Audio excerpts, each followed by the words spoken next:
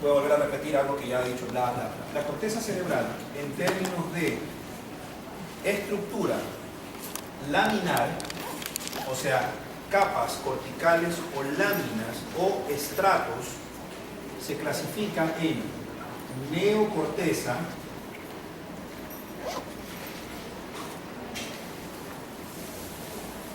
la paleocorteza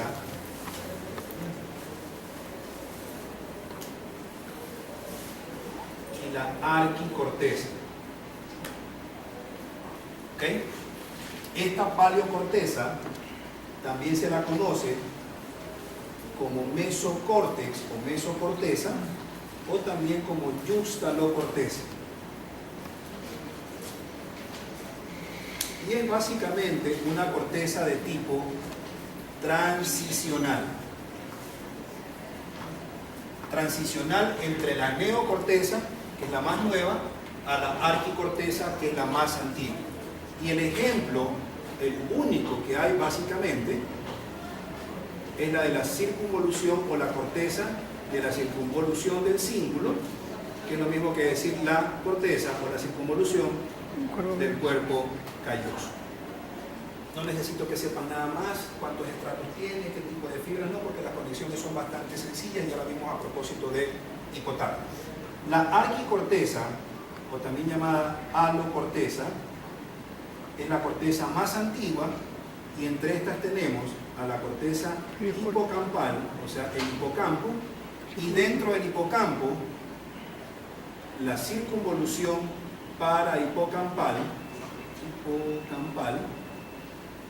y también con su respectivo, y eso ya lo han visto en la parte práctica con Cristian, el uncus, o también llamado gancho del hipocampo. Eso creo que ya lo vieron, ¿no?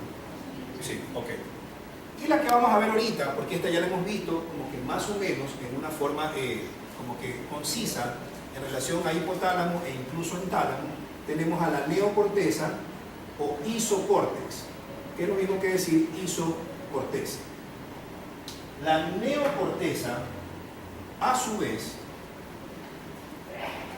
tiene 6 estratos, pero esos 6 estratos, dependiendo del sitio cortical, cambia su nombre, de tal manera que podemos clasificar a la neocorteza, que tiene exactamente 6 capas corticales o 6 estratos corticales, en una homocorteza que se llama corteza homotípica, y una heterocorteza que también se llama heterotípica. A su vez, la corteza homotípica, porcentualmente hablando, representa el 75% de toda la corteza cerebral. Y el resto, el 25%, es básicamente heterotípica. Esta corteza homotípica, que es las 3/4 partes de toda la superficie cortical, o sea el 75%, es una corteza de asociación.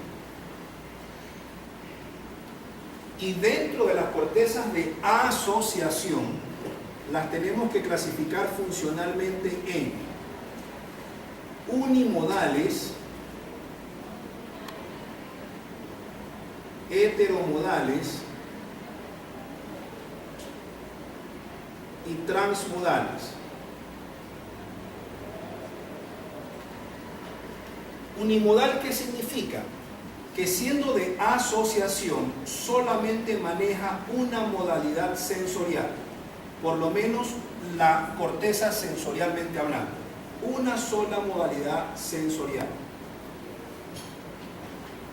La heteromodal maneja una o dos modalidades sensoriales.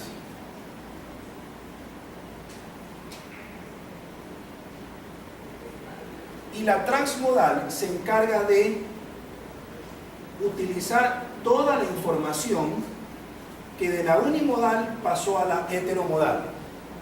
Y al pasar de la unimodal a la heteromodal, esa respuesta la da la transmodal. ¿Cómo funciona la corteza? ¿O cómo funciona el cerebro corticalmente hablando? Nosotros tenemos que recibir una influencia que de ley tiene que ser o sensorial o sensitiva. Por lo tanto, la primera corteza que va a recibir la información en realidad es la corteza primaria. Cualquiera de las cortezas primarias que a ustedes se les ocurran sensorialmente hablando. Por ejemplo, vamos a poner a la corteza sensitiva primaria. ¿Cuáles serían? Las áreas 3, 1 y 2 de Brodmann. Pero a medida que la corteza de inicio, o sea, en este caso la corteza sensitiva primaria, recibió la primera influencia, eso la pasa a la corteza unimodal. Esto lo vamos viendo poco a poco con ejemplos. Luego, la unimodal se la pasa a la heteromodal y la heteromodal se la pasa a la transmodal. Este principio de la corteza primaria que se la pasa a la unimodal, de la unimodal se la pasa a la heteromodal y la heteromodal se la pasa a la transmodal, se ve bastante bien en lo que es la parte del léxico, o sea, la semántica que usamos para hablar. Y lo vamos a ver con ejemplos. Ahorita déjenme terminar la parte, como quien dice, la de las células, etcétera, etcétera.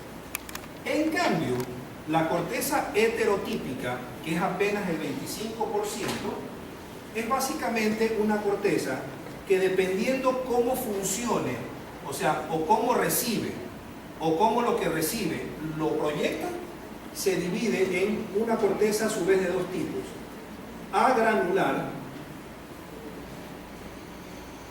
y granular.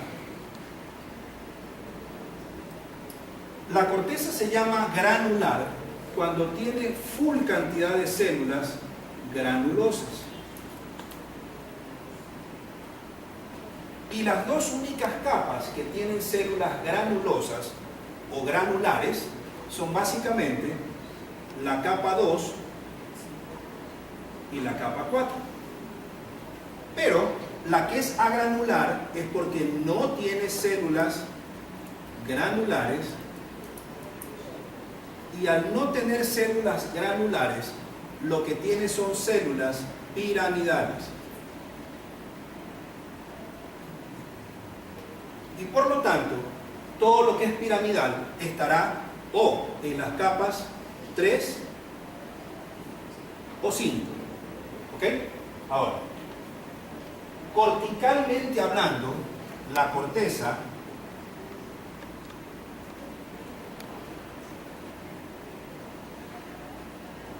nosotros la podemos estudiar o por las células en su interior o por las fibras en su interior. Cuando se estudió a la corteza desde el punto de vista de sus células, se utilizó en el siglo XIX, esto es histórico, la tinción de Golgi, y cuando decidieron estudiar a las fibras, se utilizó la tinción de Geiger. ¿Cuáles son las capas celulares de la superficie a la más profunda? 1. La molecular o plexiforme. 2. La capa granular externa. 3. La capa piramidal externa. 4. La capa granular interna. 5. La capa piramidal interna. Y 6. La capa fusiforme o multiforme.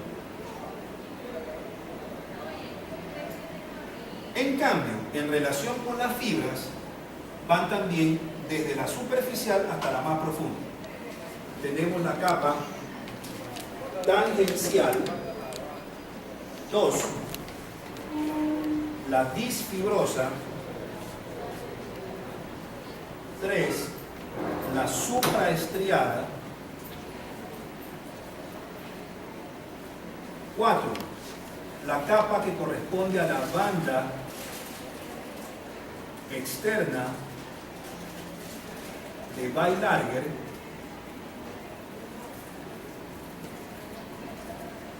5. La capa que corresponde a la banda interna de Weilarger, que también se le llama capa intraestriada o capa estriada interna. Y 6. La capa infraestriada.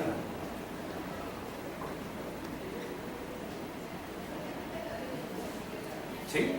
Ahora, me detengo un ratito en este en particular y después vamos viendo, a propósito de las áreas, cuando comiencen a nombrar las áreas específicamente hablando, cómo funcionan tanto celular como a través de los fascículos de la fibra.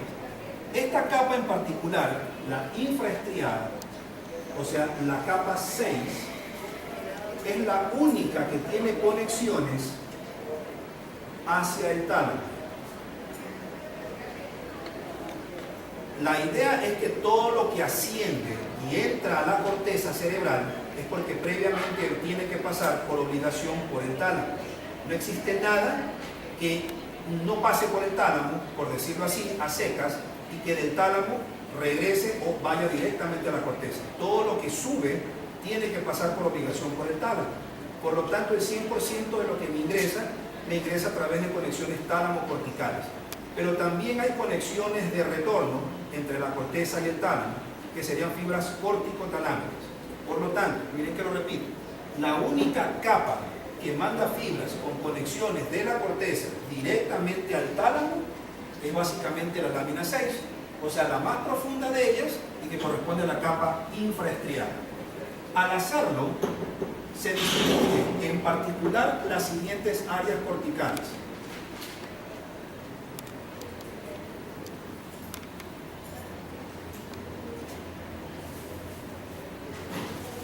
El área 4, el área 6, el área 8, el área o las áreas 17, 18 y 19 y las áreas 41 y 42 de Broca.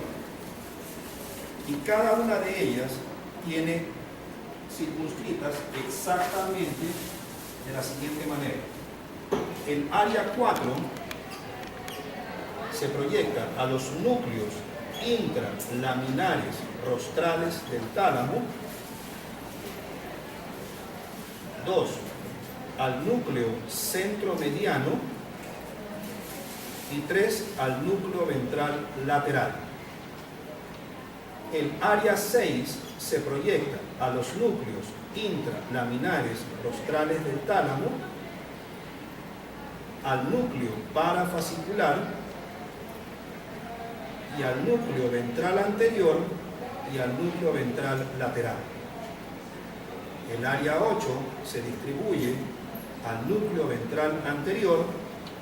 El área 17, 18 y 19 se distribuye al pulminar del tálamo, que ya lo vimos a propósito del tálamo, y el área 41 y 42, que es la corteza auditiva primaria, se distribuye a la parte ventral del cuerpo geniculado medial.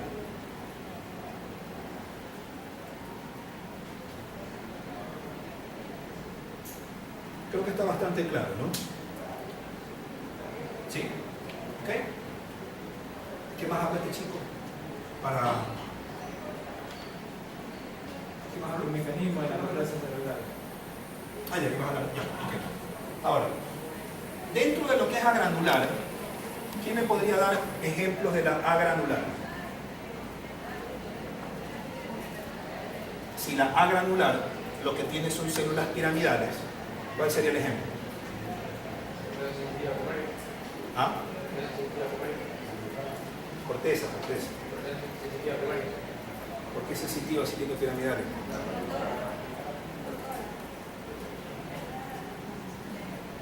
la capa número 5 es la que tiene ¿a quién? A las células piramidales gigantes de Betz. Por lo tanto, la capa 5 es la que origina, en particular de la corteza motora primaria, ¿a quién? Al fascículo córtico espinal. En cambio, el estrato o capa número 3 no tiene células piramidales gigantes, sino más bien pequeñas y de mediano tamaño. Y eso obliga a que ella fabrique dos tipos de fibras: las comisurales, que cruzan de un lado al otro o del otro lado al un lado a través del cuerpo calloso y de la comisura blanca anterior, y a eso se le llama fibras comisurales. Pero cuando no cruzan del lado izquierdo al derecho y del derecho al izquierdo, sino que lo hacen conectando partes distintas de la misma área, o sea, en el mismo hemisferio, se llaman de asociación. Ok, entonces eso haría que las de la capa 3 se dividan en dos tipos: las de asociación en un solo hemisferio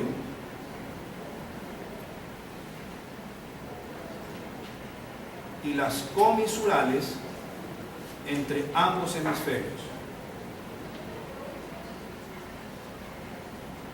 Y la capa número 5 daría las fibras de proyección.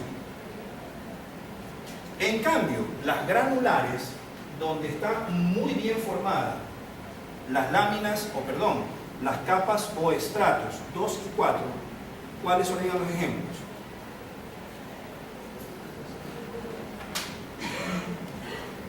¿Cuáles serían los ejemplos? La corteza sensitiva primaria, o sea, las áreas 3, 1 y 2. ¿Qué más? La corteza auditiva primaria, que serían las áreas 41 y 42, y la corteza visual primaria, que sería el área 17. Súper sencillo. ¿Sí? Y para terminar, el área 6, que es la que da origen a las fibras corticotalámicas. Nada más, no necesito que sepan nada más. Lo de Martinotti y bla, bla, bla, no es tan trascendente aunque no lo crean. ¿Sí? Seguimos, para terminar. ¿Quién sigue?